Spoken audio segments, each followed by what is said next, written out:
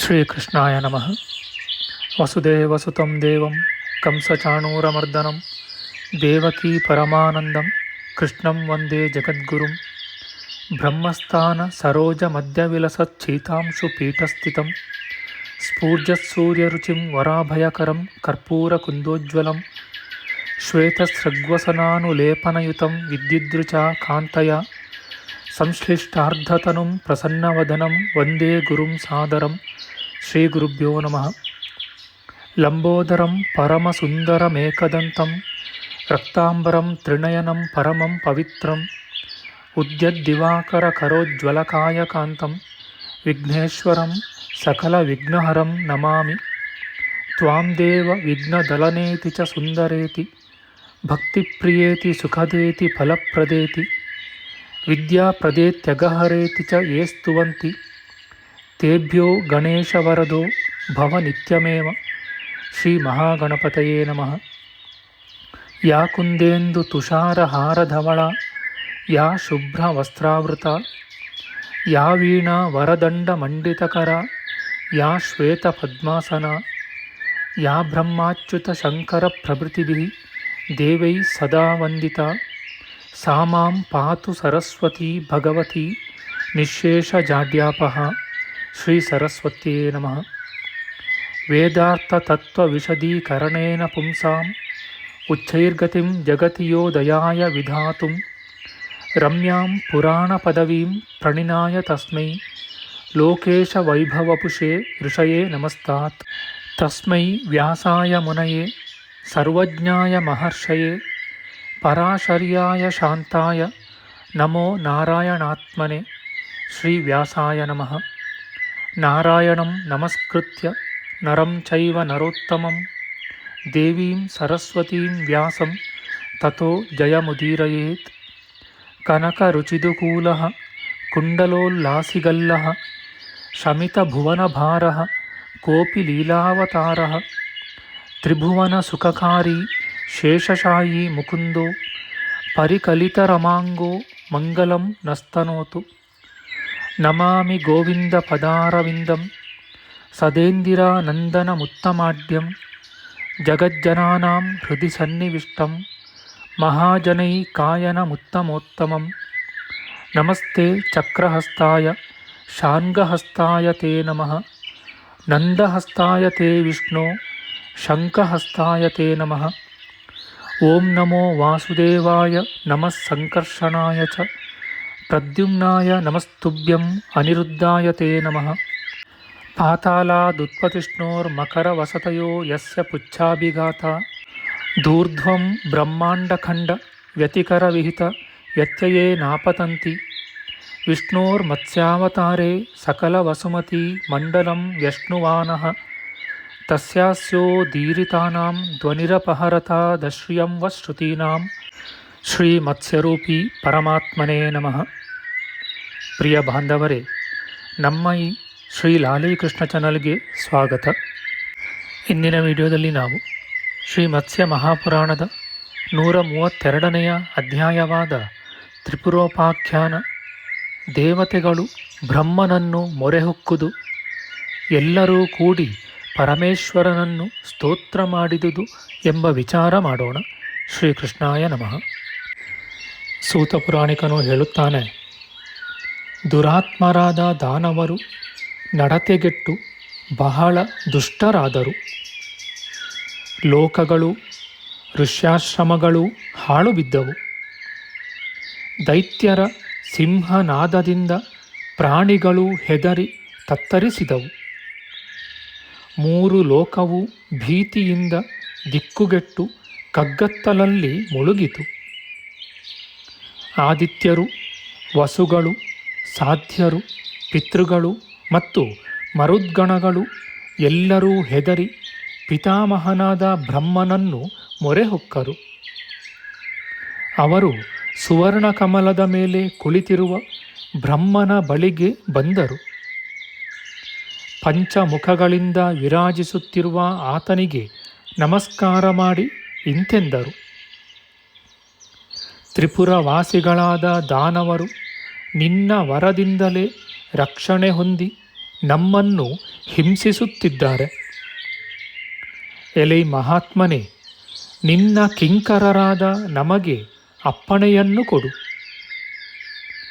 ಎಲೈ ಪಿತಾಮಹನೇ, ಮೇಘೋದಯದಿಂದ ಹಂಸಗಳು, ಸಿಂಹದಿಂದ ಮೃಗಗಳು ಹೆದರಿ ಓಡುವಂತೆ ದಾನವರ ಭಯದಿಂದ ನಾವು ದಿಕ್ಕುಗೆಟ್ಟು ಅಲೆದಾಡುತ್ತಿದ್ದೇವೆ. ಎಲೈ ನಿರ್ಮಲನೇ, ದೈತ್ಯರಿಗೆ ಅಂಜಿ ಅಲೆದಾಡುತ್ತಿರುವ ನಮಗೆ ನಮ್ಮ ಮಕ್ಕಳ ಮತ್ತು ಪತ್ನಿಯರ ಹೆಸರುಗಳು ಮರೆತು ಹೋಗಿವೆ. ಆ ದಾನವರು ದೇವಾಲಯಗಳನ್ನು ನೆಲಸಮ ಮಾಡುವರು, ಆಶ್ರಮಗಳನ್ನು ನಿರ್ಮೂಲ ಮಾಡುವರು. ಲೋಭ, ಮೋಹ ಇವುಗಳಿಗೆ ತುತ್ತಾಗಿ ಮದಾಂಧತೆಯಿಂದ ಜಗತ್ತಿನಲ್ಲೆಲ್ಲ ಅಲೆದಾಡುವರು. ದೈತ್ಯರ ಬಾಧೆಗೊಳಗಾದ ಲೋಕವನ್ನು ನೀನು ರಕ್ಷಿಸದೇ ಹೋದರೆ ಅವರ ಕೋಟಲೆಗೆ ತುತ್ತಾಗಿ ಜಗತ್ತಿನಲ್ಲಿ ದೇವತೆಗಳು, ಮನುಷ್ಯರು, ಆಶ್ರಮಗಳು ಇವು ಯಾವುವೂ ಉಳಿಯವು. ಇಂದ್ರಾದಿ ದೇವತೆಗಳು ಹೀಗೆ ಭಿನ್ನವಿಸಲು ಚಂದ್ರಮುಖನೂ ಪದ್ಮಗರ್ಭನೂ ಆದ ಬ್ರಹ್ಮದೇವನು ಹೀಗೆ ಉತ್ತರವಿತ್ತನು. ಪ್ರಾಜ್ಞರಲ್ಲಿ ಉತ್ತಮರೆನಿಸಿದ ಎಲೈ ದೇವತೆಗಳಿರ, ಮಯನಿಗೆ ನಾನು ಕೊಟ್ಟ ವರದ ಕೊನೆಗಾಲವು ಇನ್ನೇನು ಬಂದಿತೆಂದು ತಿಳಿಯಿರಿ. ಈ ಸಂಗತಿಯನ್ನು ನಾನು ಹಿಂದೆಯೇ ಹೇಳಿದ್ದೇನೆ. ಓ ದೇವೋತ್ತಮರೇ, ದೈತ್ಯರ ವಾಸಸ್ಥಾನವಾದ ಆ ತ್ರಿಪುರವನ್ನು ಒಂದೇ ಬಾಣದ ಪ್ರಹಾರದಿಂದ ಧ್ವಂಸ ಮಾಡಬೇಕು. ಬಾಣಗಳ ಮಳೆಯಿಂದ ಅದು ಸಾಧ್ಯವಾಗದು. ಸುರಶ್ರೇಷ್ಠರೇ, ದಾನವ ಸಹಿತವಾದ ಆ ನಗರವನ್ನು ಒಂದೇ ಪ್ರಹಾರದಿಂದ ಭೇದಿಸಬಲ್ಲವರಾರೂ ನಿಮ್ಮಲ್ಲಿಲ್ಲವೆಂದು ನನಗೆ ತೋರುತ್ತದೆ. ಮಹೇಶ್ವರನೂ ಪ್ರಜಾಪತಿಯೂ ಆದ ಮಹಾದೇವನನ್ನು ಬಿಟ್ಟರೆ ಅಲ್ಪ ವೀರ್ಯವುಳ್ಳ ಮತ್ತಾರ ಬಾಣದಿಂದಲೂ ತ್ರಿಪುರ ದಹನವು ಸಾಧ್ಯವಿಲ್ಲ. ನೀವು ಮಿಕ್ಕವರು ನಾನೂ ಕೂಡಿ ದಕ್ಷ ಬ್ರಹ್ಮನ ಯಜ್ಞಭಂಗವನ್ನು ಮಾಡಿದ ಪರಮೇಶ್ವರನನ್ನು ಪ್ರಾರ್ಥಿಸಿದರೆ ತ್ರಿಪುರಾಸುರರನ್ನು ಆತನು ಕೊಲ್ಲುವನು. 3 ಪಟ್ಟಣಗಳ ವಿಸ್ತಾರವು 100 ಯೋಜನವಿರುವುದು. ಪುಷ್ಯ ನಕ್ಷತ್ರದಲ್ಲಿ ಮಾತ್ರ ಅವು 1 ಗಳಿಗೆಯ ಹೊತ್ತು ಒಟ್ಟುಗೂಡುವವು.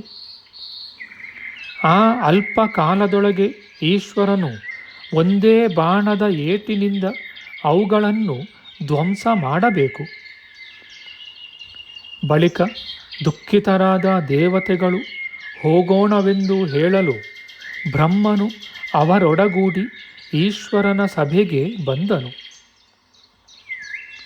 ಕಳೆದು ಹೋದ ಮತ್ತು ಮುಂದೆ ಬರಲಿರುವ ಜಗತ್ತುಗಳಿಗೆಲ್ಲ ಅಧಿಪತಿಯೂ ಕೈಲಾಸಶಾಯಿಯೂ ಶೂಲಪಾಣಿಯೂ ಆದ ಪರಮೇಶ್ವರನನ್ನು ಪಾರ್ವತಿಯೊಡನೆಯೂ ಮಹಾತ್ಮನಾದ ನಂದಿಯೊಡನೆಯೂ ಅವರು ನೋಡಿದರು.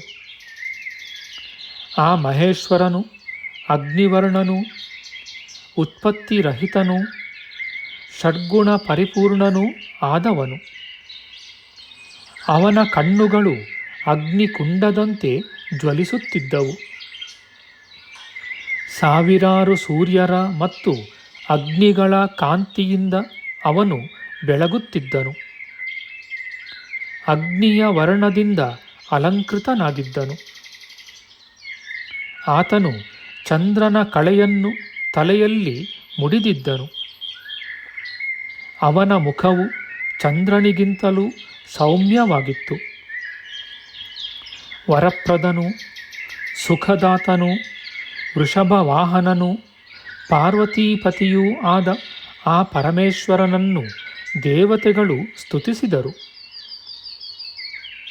ದೇವತೆಗಳು ಹೇಳುತ್ತಾರೆ, ಶಾಶ್ವತನೂ ದುಷ್ಟರನ್ನು ದಂಡಿಸುವವನೂ ರುದ್ರನೂ ವರಪ್ರದನು, ಸಕಲ ಜಂತುಗಳ ಅಧಿಪತಿಯೂ ಉಗ್ರನೂ ಜಟಾಧಾರಿಯೂ ಆದ ಪರಮೇಶ್ವರನಿಗೆ ಸದಾ ನಮಸ್ಕಾರ. ಮಹಾದೇವನು, ಭೀಮನು, ತ್ರಿನೇತ್ರನು, ಶಾಂತಿಮಯನು, ಈಶ್ವರನು, ಭಯ ನಿವಾರಕನು, ಅಂಧಕಾಸುರ ಸಂಹಾರಕನೂ ಆದ ಮಹೇಶ್ವರನಿಗೆ ನಮಸ್ಕಾರ. ನೀಲಕಂಠನು, ಭಯಂಕರನು, ಸೃಷ್ಟಿಕಾರಣನು, ಬ್ರಹ್ಮನಿಂದ ಸ್ತುತಿಸಲ್ಪಡುವವನು, ಷಣ್ಮುಖನ ಪಿತನೂ ಆದ ಮನ್ಮಥ ಸಂಹಾರಕನಿಗೆ ನಮಸ್ಕಾರ. ರಕ್ತವರ್ಣನು, ಧೂಮ್ರವರ್ಣನು, ಶ್ರೇಷ್ಠನು, ಸ್ತೋತ್ರಾರ್ಹನು, ನೀಲವರ್ಣದ ಕೇಶಪಾಶದಿಂದ ಅಲಂಕೃತನು, ಶೂಲಧಾರಿಯೂ ದಿವ್ಯಶಾಯಿಯೂ ಆದ ಈಶ್ವರನಿಗೆ ನಮಸ್ಕಾರ. ಸರ್ಪಭೂಷಣನು, ತ್ರಿನೇತ್ರನು, ಸುವರ್ಣ ರೇತಸ್ಕನು, ಅಚಿಂತ್ಯನು, ಪಾರ್ವತೀಪತಿಯು, ಸರ್ವದೇವಸ್ತುತ್ಯನೂ ಆದ ಮಹಾದೇವನಿಗೆ ನಮಸ್ಕಾರ. ವೃಷಧ್ವಜನು, ಚಂಡರೂಪನು, ಜಟಾಧಾರಿಯು, ಬ್ರಹ್ಮಚರ್ಯ ವ್ರತನಿಷ್ಠನು, ಜಲದಲ್ಲಿ ತಪಸ್ಸು ಮಾಡುತ್ತಿರುವವನು, ಬ್ರಹ್ಮನಿಷ್ಠನು, ಅಜೇಯನೂ ಆದ ಪರಮೇಶ್ವರನಿಗೆ ನಮಸ್ಕಾರ. ವಿಶ್ವರೂಪನು, ವಿಶ್ವವನ್ನು ಸೃಷ್ಟಿಸಿದವನು, ವಿಶ್ವವನ್ನು ವ್ಯಾಪಿಸಿರುವವನು, ದಿವ್ಯರೂಪನು, ಸರ್ವಶಕ್ತನೂ ಆದ ಶಂಭುವಿಗೆ ನಮಸ್ಕಾರ.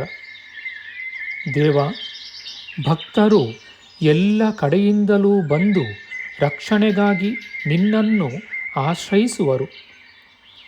ಅವರ ಇಷ್ಟಾರ್ಥವನ್ನು ನೀನು ಕರುಣಿಸುವೆ. ಅವರಿಂದ ಸ್ತೋತ್ರ ಮಾಡಿಸಿಕೊಳ್ಳುವೆ. ಯಾವಾಗಲೂ ಅರ್ಚಿಸಲ್ಪಡುವೆ. ಅವರಲ್ಲಿ ದಯೆ ತೋರಿ ಅವರ ಅಭಿಲಾಷೆಗಳನ್ನು ಪೂರ್ಣ ಮಾಡುವೆ. ಇಂತಹ ಮಹಿಮಾಶಾಲಿಯಾದ ನಿನಗೆ ನಮಸ್ಕಾರ. ಇತಿ ಶ್ರೀಮಾತ್ಸ್ಯೆ ಮಹಾಪುರಾಣೆ ತ್ರಿಪುರದಾಹೆ ಬ್ರಹ್ಮಾದಿ ಸರ್ವದೇವಕೃತ ಮಹೇಶ್ವರಸ್ಥವೋ ನಾಮ 32 ಶ್ರೀಕೃಷ್ಣಾರ್ಪಣಮಸ್ತು. ನಮ್ಮ ಮುಂದಿನ ವಿಡಿಯೋದಲ್ಲಿ ನಾವು ಶ್ರೀ ಮತ್ಸ್ಯ ಮಹಾಪುರಾಣದ 133ನೇ ಅಧ್ಯಾಯವಾದ ತ್ರಿಪುರೋಪಾಖ್ಯಾನ, ದೇವತೆಗಳಿಗೆ ಮಹಾದೇವನ ಅಭಯದಾನ, ಅದ್ಭುತವಾದ ರಥದ ನಿರ್ಮಾಣ, ಚೈತ್ರ ಯಾತ್ರಾ ವರ್ಣನ ವಿಚಾರ ಮಾಡೋಣ. ಆಧ್ಯಾತ್ಮಿಕ ಚರ್ಚೆ ಮತ್ತು ವಿಚಾರ ವಿನಿಮಯಕ್ಕಾಗಿ ಶುರು ಮಾಡಿದ ಈ ಚಾನಲ್ನಲ್ಲಿ ನಾವು ಅಪ್ಲೋಡ್ ಮಾಡುವ ಎಲ್ಲ ವಿಡಿಯೋಗಳನ್ನು ಸಂಪೂರ್ಣವಾಗಿ ನೋಡಿ ನಿಮ್ಮ ಸಲಹೆಗಳನ್ನು ಕಮೆಂಟ್ ಬಾಕ್ಸ್ನಲ್ಲಿ ಬರೆಯಿರಿ. ದಯವಿಟ್ಟು ಈ ಚಾನಲ್ಗೆ ಸಬ್ಸ್ಕ್ರೈಬ್ ಮಾಡಿ ಹಾಗೂ ಬೆಲ್ ಬಟನ್ ಒತ್ತಿ ನಾವು ಹಾಕುವ ಎಲ್ಲ ವಿಡಿಯೋಗಳನ್ನು ನೋಡಿ ಪ್ರೋತ್ಸಾಹಿಸಿ. ಕೃಷ್ಣಂ ನಾರಾಯಣಂ ವಂದೇ ಕೃಷ್ಣಂ ವಂದೇ ವ್ರಜಪ್ರಿಯಂ ಕೃಷ್ಣಂ ದ್ವೈಪಾಯನಂ ವಂದೇ ಕೃಷ್ಣಂ ವಂದೇ ಪೃತಾಸುತಂ. ಶ್ರೀಕೃಷ್ಣಾಯ ನಮಃ.